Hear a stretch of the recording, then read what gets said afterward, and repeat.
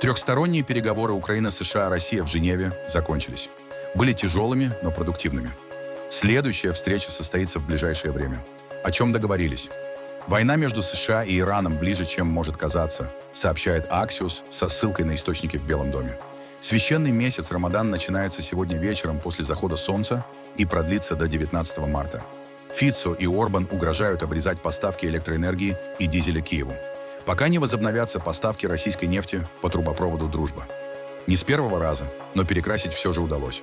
Борт номер 1 и другие самолеты, которыми пользуются высокопоставленные американские чиновники, получат новую ливрею в любимых цветах Трампа. А теперь об этом подробно и по делу. Это один день. Подпишитесь, поставьте лайк этому видео и оставьте свой комментарий. Заранее спасибо и начинаем.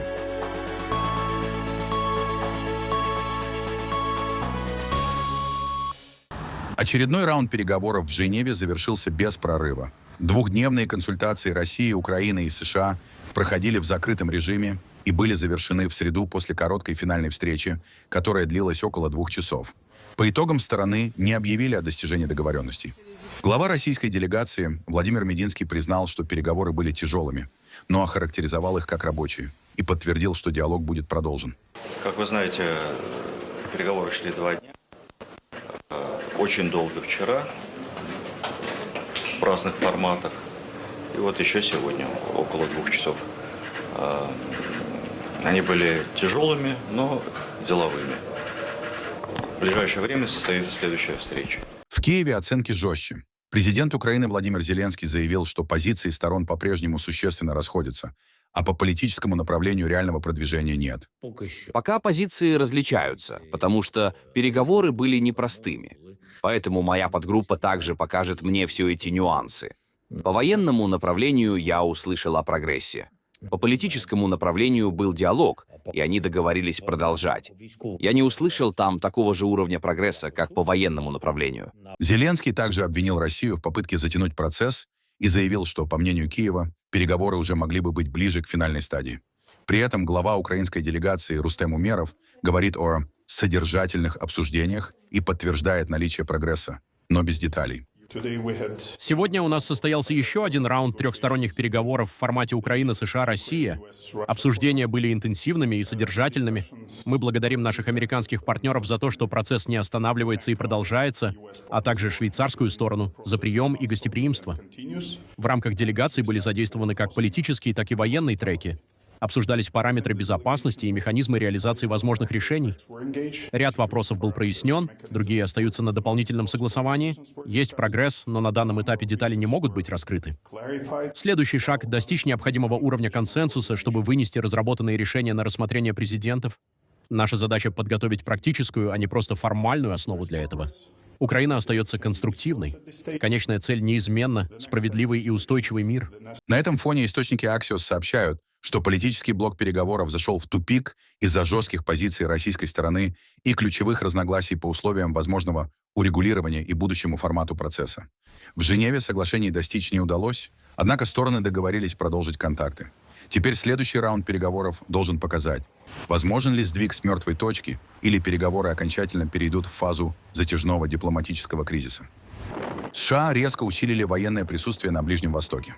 Как сообщает Axios со ссылкой на американского чиновника, за последние сутки в регион перебросили более 50 истребителей. Среди них самолеты F-35, F-22 и F-16.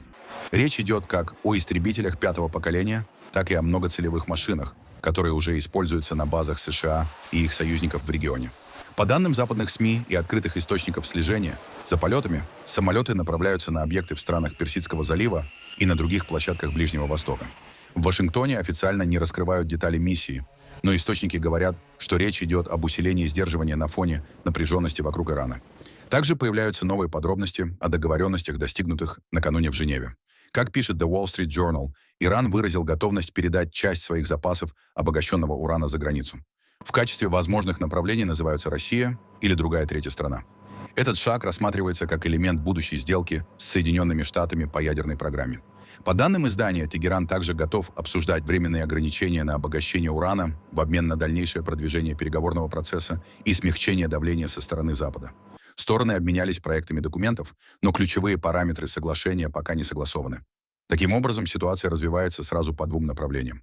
С одной стороны, дипломатические попытки зафиксировать новые условия по ядерной программе Ирана.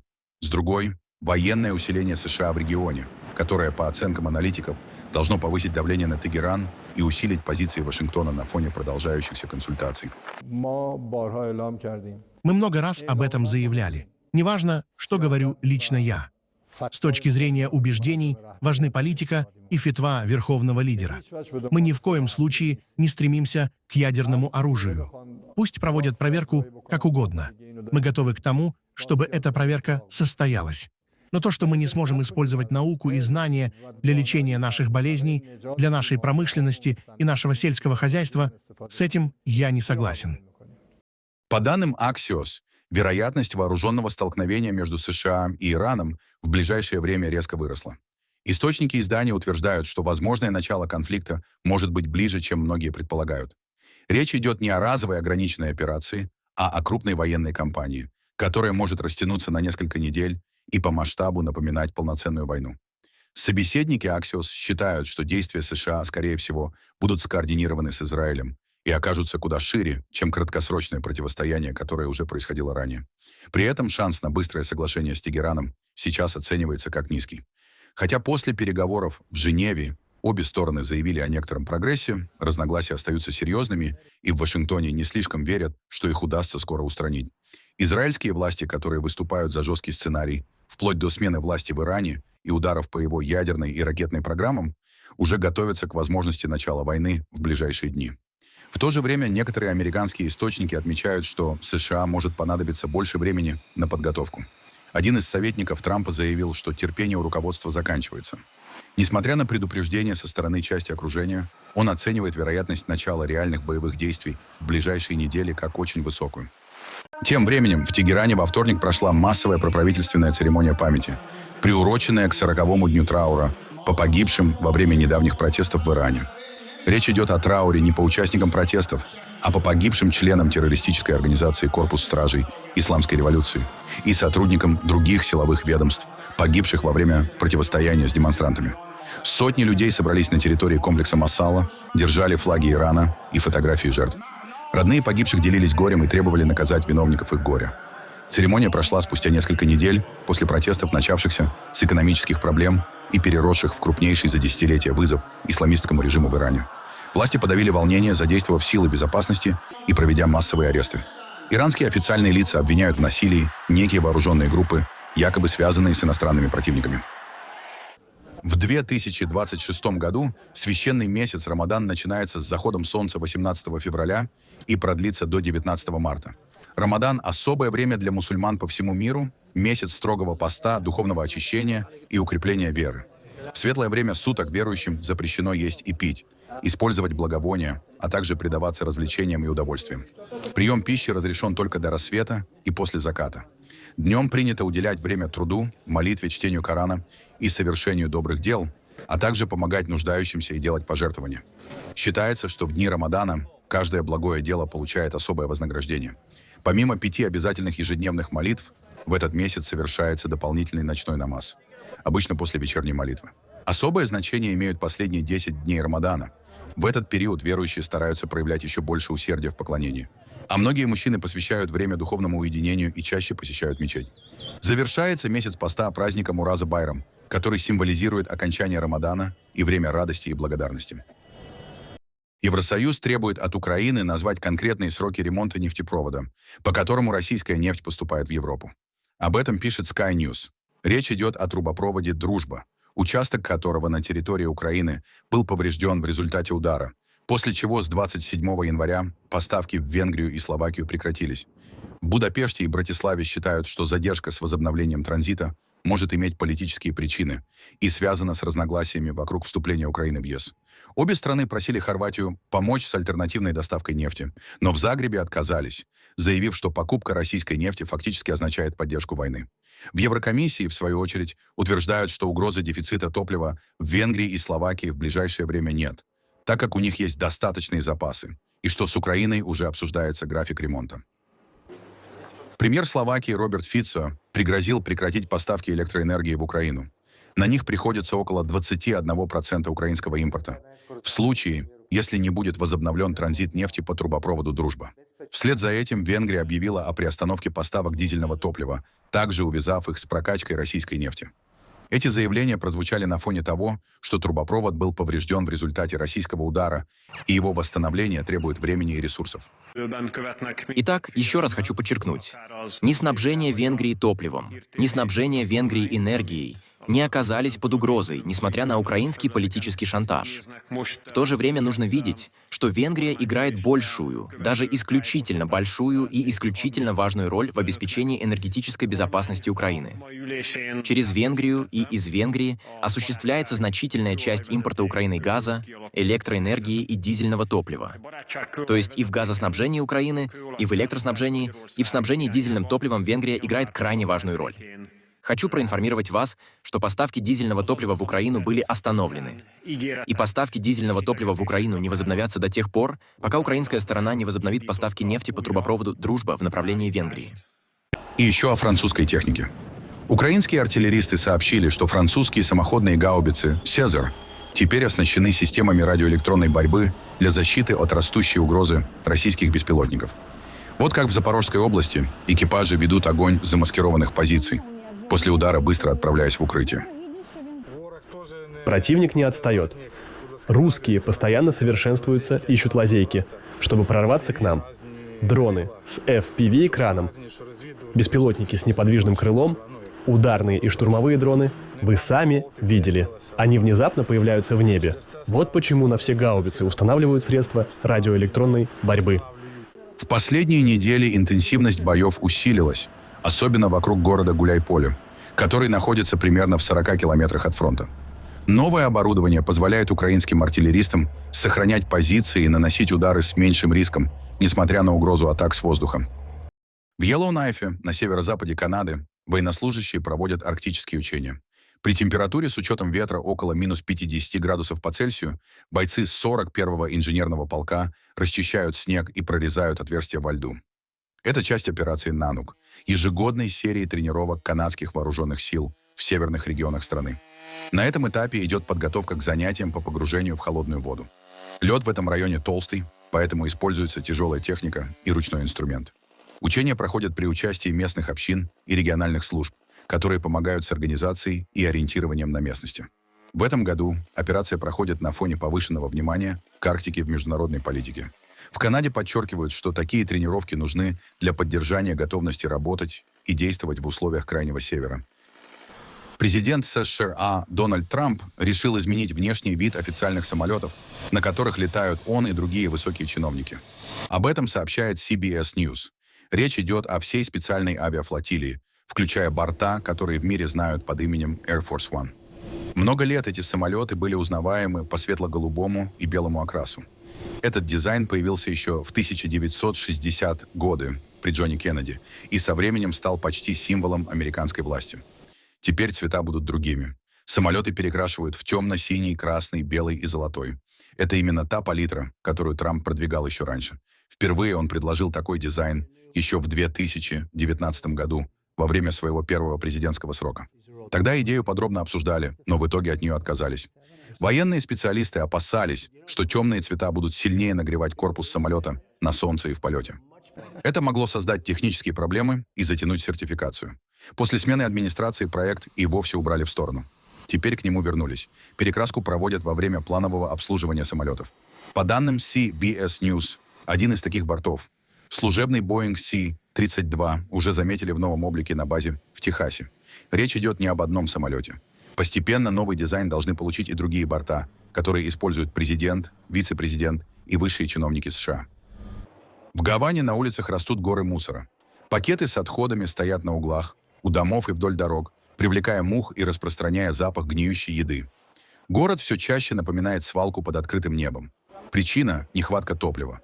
По данным кубинских СМИ, сейчас работает меньше половины мусоровозов. Остальные просто не могут выйти на маршрут. В итоге отходы не вывозят по 10 дней и больше. Мусора очень много, очень много. А теперь с проблемой с нефтью еще больше. Я надеюсь, не знаю, и предлагаю, чтобы молодежь, которая не работает, или заключенных отправили убирать мусор, не знаю, что-нибудь, потому что мусор не перестает накапливаться.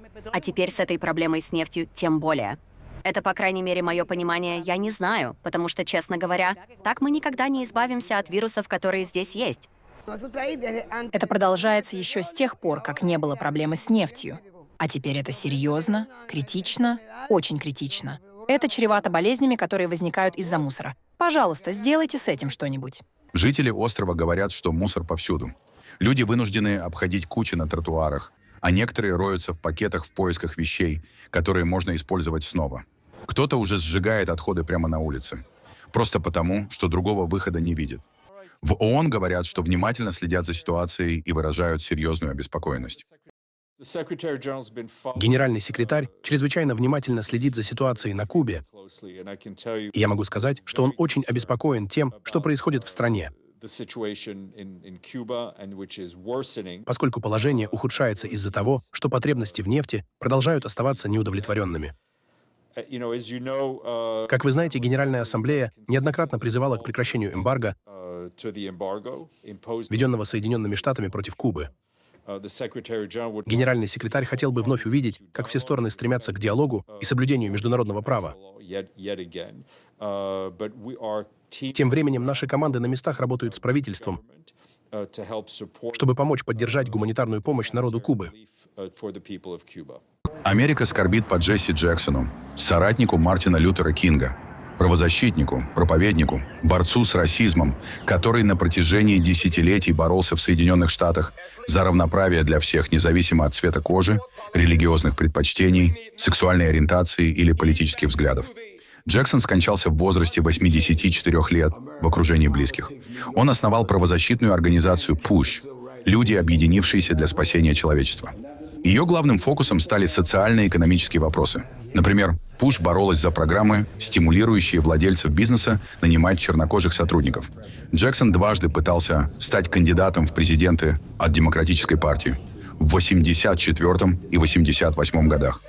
За 20 лет до того, как Барак Обама стал первым темнокожим президентом США, Джексон также помогал добиться освобождения американцев, взятых в заложники, попавших в плен или арестованных в разных уголках мира. В последние годы Джексон часто критиковал президента Дональда Трампа. 50 лет борьбы за гражданские права под угрозой, говорил он в 2020 году о Трампе. И тем не менее, вот как Дональд Трамп отозвался о кончине Джесси Джексона. Его преподобие Джесси Джексон скончался в возрасте 84 лет. Я хорошо его знал задолго до того, как стал президентом. Он был хорошим человеком, яркой личностью, с характером и уличной смекалкой. Он был очень общительным и человеком, который действительно любил людей. Несмотря на то, что меня ложно и постоянно называют расистом подонки и безумцы с радикального левого фланга и все демократы, мне всегда было приятно помогать Джесси на его пути. Я предоставлял офисное помещение для него и его Rainbow Coalition в течение многих лет в Trump Building на Уолл-стрит, 40. Я откликался на его просьбы о помощи в проведении реформы уголовного правосудия, когда ни один другой президент даже не пытался. В одиночку продвигал и обеспечил долгосрочное финансирование для Historically Black Colleges и Universities, которые Джесси любил, но чего другие президенты не делали. Поддерживал его инициативы по Opportunity Zones, самой успешной на сегодняшний день программе экономического развития для чернокожих предпринимателей, и многое другое. Джесси был настоящей стихией, такой, как мало кто прежде. Он сильно повлиял на избрание, без признания или заслуг, Барака Хусейна Обамы, человека, которого Джесси не выносил. Он очень любил свою семью, и им я выражаю свои глубокие соболезнования. Джесси будет не хватать. Международный паралимпийский комитет подтвердил, 6 российских спортсменов получат право выступить на зимних Паралимпийских играх 2026 года в Милане и картина «Дампеццо» под национальным флагом. Это историческое решение. Впервые с 2014 года российский флаг вновь будет поднят на Паралимпийских играх. Российские паралимпийцы выступят в 3 видах: парагорнолыжный спорт, паралыжные гонки и парасноуборд. Всего в составе команды будут 6 атлетов, мужчины и женщины. Кроме россиян, 4 белорусских спортсменов также получили допуск к соревнованиям под своим национальным флагом.